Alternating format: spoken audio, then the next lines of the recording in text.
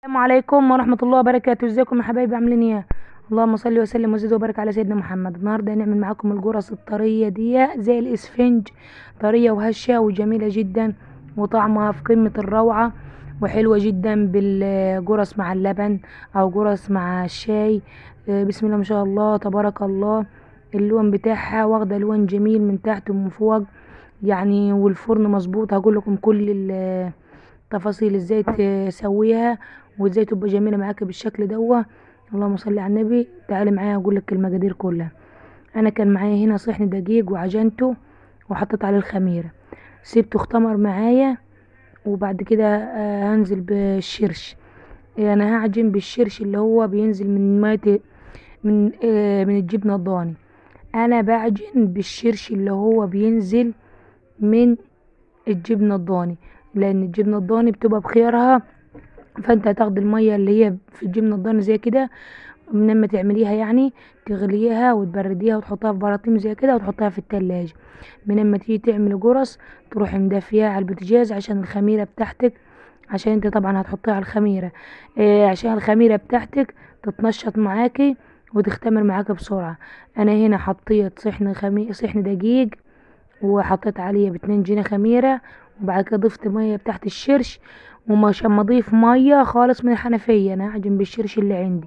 لو الشرش قليل هتضيفوا مية من الحنفية، لو عندك اللبن قليل هتضيفوا مية من الحنفية. طبعا ده الشوية اللي كانوا معايا في الحلة دول مدفياهم عشان الخميرة تتنشط معايا. ونزلت بكمية الدقيق اللي معايا كمية دقيق حوالي 4 كيلو من الدقيق. 4 كيلو من الدقيق حطيت لهم، هتحطي لهم حوالي معلقتين ملح. طبعا انا مش هحط ده معلقتين الملح، مش هحط ملح لان انا الشرش اللي معايا دوا وانا بعمل الجبنه الضاني كان فيه ملح، يعني الشرش فيه ملح. وطعم طبعا ميه الشرش بتاع الجبنه الضاني طعمها جميله جدا، عشان الجبنه الضاني بتبقى بخيارها. واللي بينزل ده بينزل يعني من متصفي من اللبن، يعني انتي مش هتحطي حاجه وبس. ولو عندك لبن قاطع، انا الصراحه ما جربتش باللبن القاطع خالص، بس جميل جدا لان اي حاجه فيها اللبن طبعا بتخلي الجرس طريه معاكي وهشه وجميله وريحتها تحفه. والله العظيم كانت ريحتها روعه. طبعا هنا هتحط كميه السكر اللي انت عايزاها، لو عايزاها تتحلى معاكي يعني ال4 كيلو دول هتحط اقل حاجه مجان سكر. لو انت عايزاها تتحلى، او نص كيلو سكر. لو عايزه الجرس تبقى محليه حط نص كيلو سكر. لو عايزاها حاجة او مملحة يعني تبقى باينة يعني ان هي بطعمها، يعني هي فيها ان هي فيها ملح بس ما تبقاش حادقة، تبقى مظبوطة وجميلة جدا يعني معاكي. تحطي معلقتين ملح وتدوبيهم في المية بتاعة الشرش. طبعا انا حطيت هنا، كان معايا زيت، اي زيت عندك وحابة حط في قلب العجينة، لان الزيت بتاعك بيخلي العجينة طبعا ناعمة جدا. و... وطبعا هتبقى مكرومة. لو حطيت فيها سمنة في قلبها بلدي وزيت وسكر هتبقى مكرومة معاك. انا طبعا هنا نزلت كان معايا مج سكر واحد. انت ما تحطيش المجان سكر، لو عايزاها تبقى محلية حط مجان سكر اللي هو بتاع الشاي ده، ولا زي مج تي 1 مثلا. لكن لو مش عايزاها محلية وعايزة تبان فيها ان هي طعمها يعني جرس بالملح وطعمها حلو، تحطي حوالي معلقتين ملح وتحط بجنيه خميرة وتفضلي تعجني. اهم حاجة ان انت تعجني العجينة كويس، علشان كل ما تعجني العجينة كويس وتكرميها هتاخدي منها جرس تحفة. لانك انت بتملك العجينة، اول حاجة تلف العجينة لف، ما تملكيهاش علشان ما عشان تفكيها في الاول، لازم تفكيها عشان ما تزغمتش معاك العجينة. وطبعا انا هنا حطيت حوالي معلقتين سمنة بلدي بدرجة حرارة الغرفة، معلقتين سمنة بلدي كبار بدرجة حرارة الغرفة. وحطيت حوالي نص مج زيت حطيته على السكر، وحطيت يجي مج سكر. وطبعا هتاخدي العجينة كده وترجعيها بالشكل ده. كل ما ترجع العجينة كده معاكي بعد ما تعجنيها هتلقي الخمر صار فيها، يعني مش هتاخد معاك وقت وهتختمر. تعرفيها اختمرت ازاي؟ هتملى معاك الانجر اللي انت حاطه فيه ده او العجان. طبعا انا نسيت احط البيكنج باودر، يعني يسامحوني عادي انا نسيت احط البيكنج باودر بيتحط على الدقيق. فطبعا انا هنزل بالبيكنج باودر زي ما انتم شايفين كده، واحط شويه شرش قليلين كده بس هدوب فيهم البيكنج باودر، وهعجنه في كميه العجين كلها عشان ما تبقاش حته طايله بيكنج باودر وحته مش طايله. طبعا اول ما تعجنيه لازم تعجن العجينه كويس، كل ما تعجن العجينه وتخدميها كويس.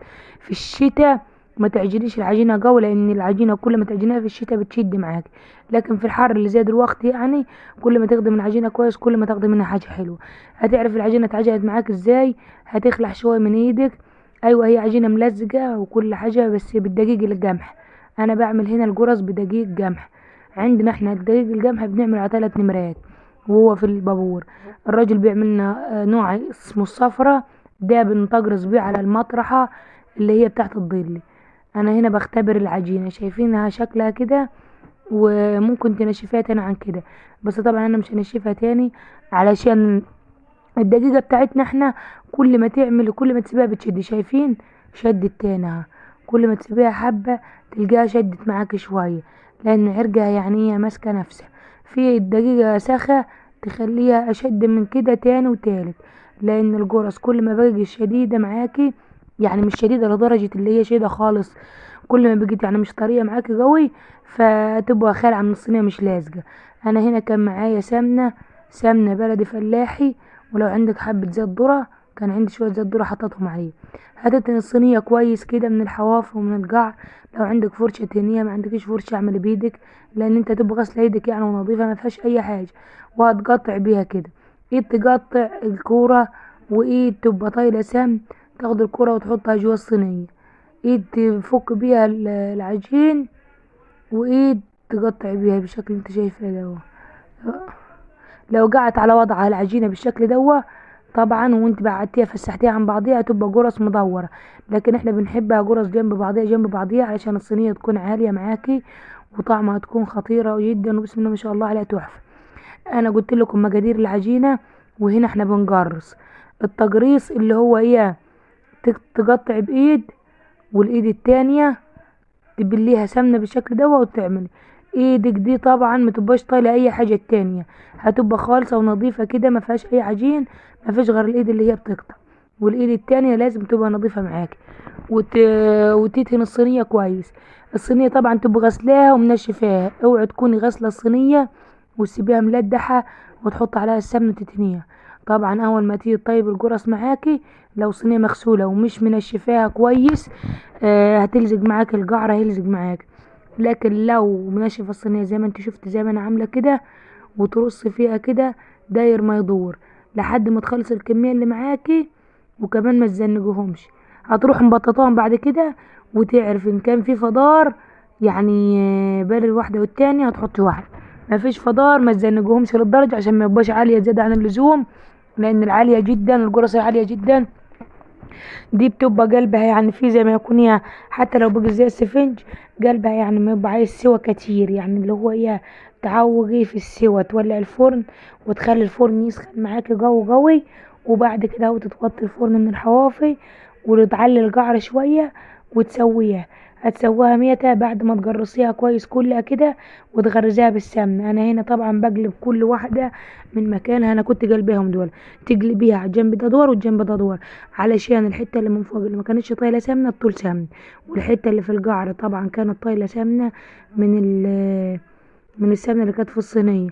كل تبل ايدك في السمنه وتغرزيها، كل ما تبل ايدك في السمنه وتغرزيها كل ما تاخدي طعم جرس تحفه، وتبقى طبعا ريحه السمنه البلد الفلاحه قاعده فيها زي ما انتوا شايفين كده. احنا بنعمل الصينيه بالشكل ده، بتغرزيها علشان ما تبقاش عالية. الفراغات اللي بينها وبين بعضها دي طبعا اول ما تختمر هتلقى الصينية ملت الفراغات دي، هتعرفها ازاي اختمرت. هتعلى هتتضاعف معاك الكمية زي ما انت شايفة كده وتدخلها الفرن. بعد ما تدخلها الفرن توطي الفرن شوية من الحوافي، والقعر لو القعر بتاعك مسخن بسرعة خلي القعر متوسط، لو القعر بتاعك بارد شوية يعني مثلا هتخليه عالي شوية، لو القعر مش ما يحرق خليه مظبوط معتدل. يعني وانت بتخبزي لازم تسخن الفرن كويس، او انت بتحط العجينة على الفرن. ده بالشكل ده احنا كده كنا مجرسينها الصينية دي طبعا، وتعرفها ازاي اختمرت ما فيش اي فراغات غير حاجة بسيطة جدا جدا في الجنب.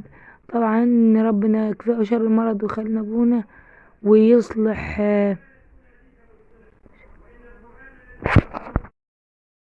زي ما انتوا شايفين كده تحطها على الفرن، وانت حطها على الفرن يا جماعة تسخن الفرن كويس وتوطي الحواف عشان تطيب معاك، تبقى شكلها حلوة كده وتاخد لون من فوق ومن تحت، وفي نفس الوقت ما تستهلكش معاك، تبقى زي السفنج بالشكل ده كده. تدوس فيها كده تلقاها زي السفنجة، مش تبقى معجنة معاكي طبعا. واول ما تطلع من الفرن سيبيها تشرب ريكها شوية، او اللي هي معنى اصح تقعد كام دقيقة كده، وبعد كده تخلعيها. لو انت عاملة العجينة ناشفة بالشكل ده تخلع معاك على طول.